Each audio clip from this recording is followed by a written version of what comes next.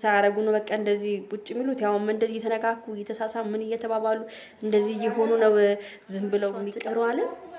አብራችሁ አትደሩ አለ። እደሩ መብታችሁ ነው። አሁንም ቢሆን እኮ ማርያምን ነው የምላችሁ።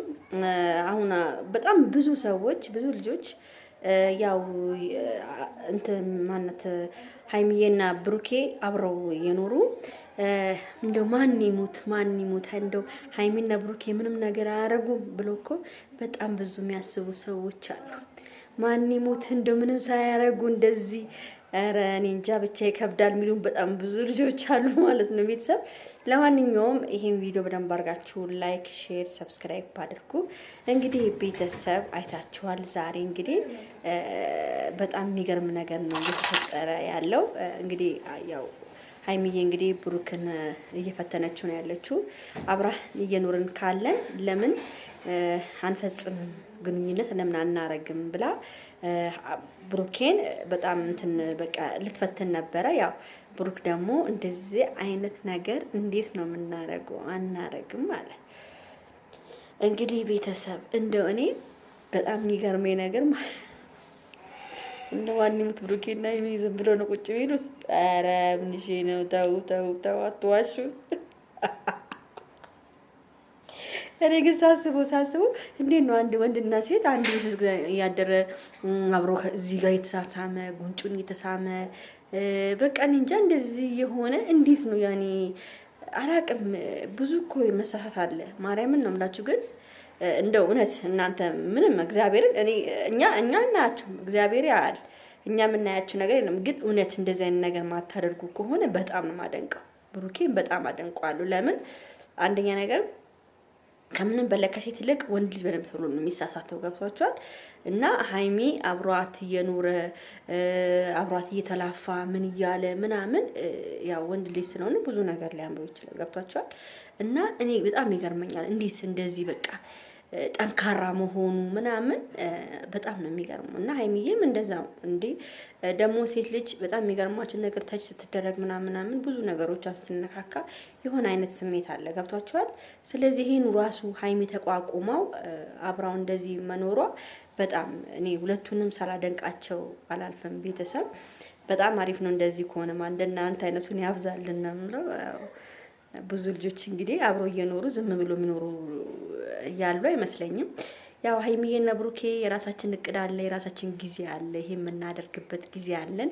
ይሄ የምንሰራበትና ልጅ የምንወልድበት የምናገባበት ጊዜ አለ ብሏል። እንግዲህ ግን እኔ አንዳንዴ እንትን ስለው ይሁላችሁ አንዳንድ ጊዜ ስንጠብቅ የሆነ ነገር ሊፈጠር ይችላል። ገብቷችኋል? አንዳንድ ጊዜ ማርያምን እቅድ ስትሉ የሆነ እቅድ ሳይሳካ ሊቀር ይችላል። ለዚህ እኔ ማርያምን አሁን ባለው ነገር ነው ማምንበት። ይሄ እቅድ ይሄ ጊዜ ያለው ምናምን የሚባል ነገር አላምንበትም። ለምን መሰላችሁ? በአሁኑ ሰዓት ሰው ገና እንቅፋት መጥቶ ሰው ልም እያለ እየሞተ ነው ያለው። ምንም በቃ እናንተ አሁን ያለሽን ህይወትሽን ብቻ መኖር ያለብሽ። በቃ የዛሬ ህይወቴን ነው እንጂ ነገ ልሙት ልዳን ምን ልሆን አላውቅም። እቅድ እያለን ጊዜያችንን ለምሳሌ አሁን አረብ ሀገር ያለን ልጆች እቅድ ነገ እንላለን ተነጉደን ያለ ምን እያልን ምንድነው ከሰውነት ጎዳና እየወጣን እድሜያችን እየሄደ ብራችን በቤተሰብ እየተበላ እንደዚህ በቃ እንደዚህ ስለሆነ እቅድ የሚባል ነገር ለኔ ድሮ ነበር። አሁን ግን ኔቨር እቅድ ምናምን አይደለም። እኔ አሁን ኑሮን የዛሬ ኑሮን ነው ማስበው።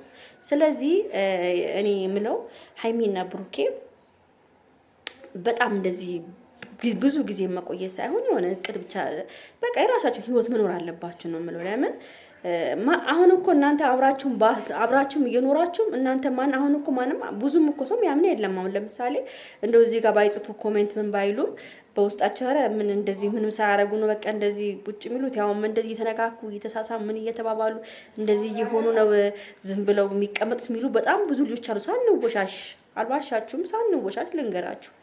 ገብቷቸዋል። እንዲህ ቢሚሉ በጣም ብዙ ሰዎች አሉ። ስለዚህ ህይወታችሁን ኑሩ ነው የምለው። ምንም ለምን መሰለ ያው አሁን እኮ ሀይሚ እኮ ማርያምን ነው የምላችሁ ውስጧ የሚፈልገውን ነገር ነው ፕራንክ አድርጋ የምታወጣ ያለው የውስጧን ፍላጎት ነው። ገብቷቸዋል። ምንም ቢሆን ምንም ሴት ልጅ በቃ አብራ ከወንድ ጋር መኖር ስትጀምር የሆነ አይነት ስሜት ሊሰማት ይችላል። ከሱ ጋር ማድረግ ትፈልግ ነገር ይኖራል። መሳሳም ትፈልጋለች ወይ የሆነ ነገር ለማድረግ ትፈልጋለች። ገብቷቸዋል። ስለዚህ ያው አንዳንዴም ብሩኬ ሀይሚን ተረድቷት በቃ የራሳቸው በቃ ተረራርተው እንትን ቢሉ ደስ ይላል። እኔ ደስ ይለኛል ይሄ ነገር እና አብራችሁ እየኖራችሁ ነው። ያው እንደዚህ የምታደርጉ ከሆነ እናንተ ጀግና ናችሁ፣ እኔ ጎበዝ ናችሁ ነው የምለው። ማርያምን እንዲተቻችላችሁ ምንም ነገር ሳያግዳችሁ ጊዜያችሁን የጠበቃችሁ ግን እንደዛ ከማድረግ ይልቅ የራሳችሁን ህይወት እየኖራችሁ ማንም አያገባውም እኮ በአሁኑ ሰዓት እናንተ የራሳችሁን ኑሮ እየኖራችሁ ነው፣ ህይወታችሁን እየመራችሁ ነው። ስለዚህ እቅዳችሁም ጥሩ ነገር ነው፣ እቅድ ማቀድም ጥሩ ነገር ነው። ግን በቃ ሀይሚዬም የሆነ ነገር አንድ ቀን ሊናፍቃት ይችላል። ገብቶሃል? ወንድ ልጅ መርዳት አለብህ። ሀይሚንም አንዳንዴ መረዳት የሚባል ነገር አለ ነው የምለው። ብሩክም ያው ሀይሚዬም እንደዛው ማለት በቃ መረዳት አለባችሁ፣ መነጋገር አለባችሁ።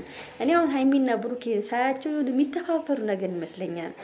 ያው ፕራንክ ይላሉ የሆነ ነገር ፕራንክ ስለሚሉ የሚተፋፈሩ ይመስለኛል። የውስጣቸውን አውጥቶ ምናምን እንደዚህ የሚያወሩ ምናምን አይመስለኝም። ሲተያዩ ግን በቃ የሚደነጋገጡ ነው ይመስለኝ። ገብቷቸዋል። እንደዛ ነው ይመስለኝ። እንግዲህ ቤተሰብ ለማንኛውም እንግዲህ ያው ቪዲዮውን ላይክ፣ ሼር፣ ሰብስክራይብ አድርጉ። በተረፈ ወዳችኋለሁ። ቻው ቻው።